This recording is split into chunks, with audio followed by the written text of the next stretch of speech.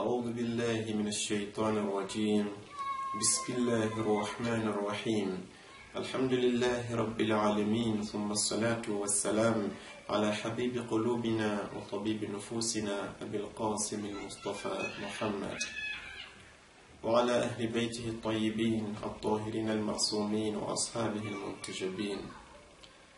السلام عليكم ورحمة الله تعالى وبركاته. عن ابن عباس قال إن رسول الله صلى الله عليه وآله وسلم كان جالسا ذات يوم إذ أقبل الحسن فلما رآه بكى ثم قال إلي يا بني. Ibn Abbas raconte que le prophète était assis avec ses compagnons un jour et que Al-Hassan approcha de lui. Le prophète le vit et pleura et il dit: Viens à moi, ô mon fils.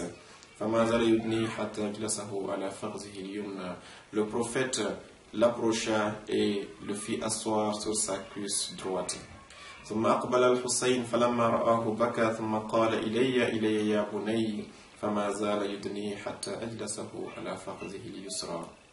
Peu de temps après, l'imam al-Hussein alayhi salam, qui n'était qu'un enfant, approcha aussi.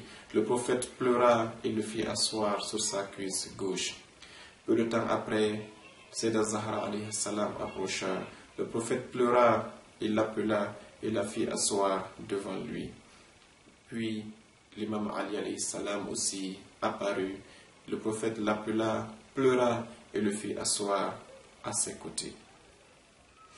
Quand le prophète a fait ceci, les compagnons étaient très étonnés. فقال له أصحابه يا رسول الله, ô le messager de Dieu, ما ترى واحدا من هؤلاء إلا بكيت. Les compagnons disent au messager de Dieu: nous avons constaté que tu ne vois jamais l'une de ces quatre personnes sans que tu pleures. أو ما فيهم من تسر برؤيته. Il n'y a personne parmi eux dont la vue te rendra heureux. فقال, le prophète sallallahu alayhi wa sallam commencera à raconter ici un par un ce qui attend et l'imam Ali, et Sayyidah Zahra et l'imam al-Hassan. Mais comme nous sommes aujourd'hui dans le sujet de l'imam al-Hassan alayhi salam, nous allons automatiquement parler de ce que le prophète a dit à propos d'Al-Hussein alayhi salam. Amma al-Hussein alayhi salam wa inni lamma ra'aytuhu tadhakkartu ma yusna'u bihi ba'di. Et dit: si j'ai pleuré en voyant Al-Hussein alayhi salam, c'est parce que je me suis souvenu de ce qui va s'abattre sur lui après moi, de ce qu'il va subir après moi. C'est ce qui m'a fait pleurer. كأني به وقد استجار بحرمي وقربي فلا يجار. Le prophète raconte ici exactement ce qui va se passer à Karbala. Il dit: là où je suis, moi Muhammad, c'est comme si je revois encore mon fils Al-Hussein venir sur ma tombe pour me demander assistance sans que je ne puisse rien faire pour lui. Exactement quand l'imam Al-Hussein sera menacé à Médine et qu'il sait que les gens le recherchaient pour le tuer, il ira à la tombe de son grand-père sallallahu alayhi wa sallam. Il va se coucher sur la tombe et pleurer et demander à son grand-père de l'assister. Le prophète dit: le prophète dit: Dieu le fera endormir sur ma tombe et il me verra, et là dans son rêve je vais le prendre et le coller à ma poitrine pour le conforter.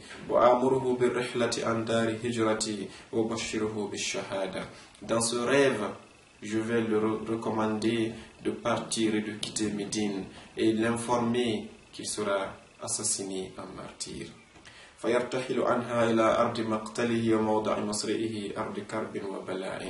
Le prophète dit: après que l'imam Hussein va quitter ma tombe, je le vois quitter Médine et aller jusqu'au lieu où il sera assassiné, un lieu de stress, un lieu d'amertume.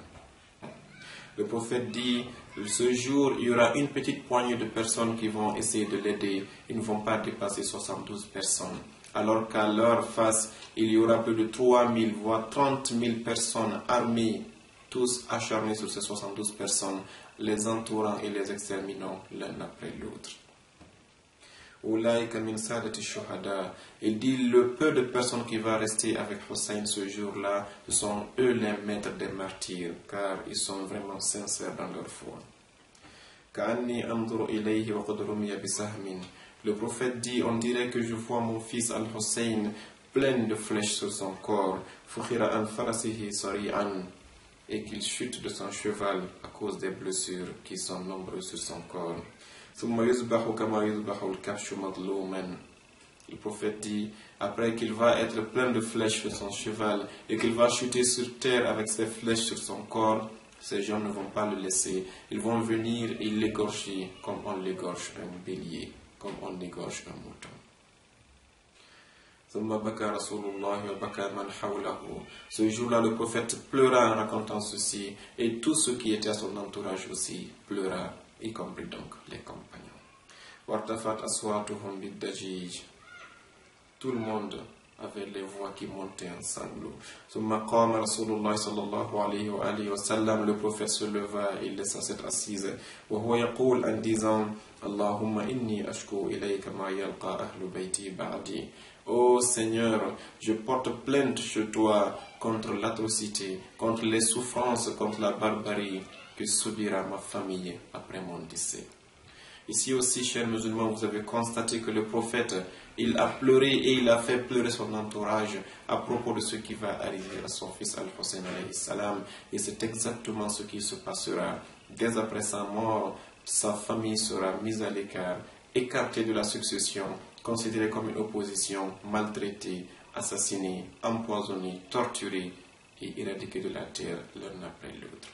Donc pleurer l'imam Hussein alayhi salam n'est pas une innovation, n'est pas une bid'a, plutôt c'est une sunna du prophète et une sunna des compagnons, car c'est Ibn Abbas qui raconte ceci, et que et lui et les compagnons qui étaient présents ce jour ont tous pleuré.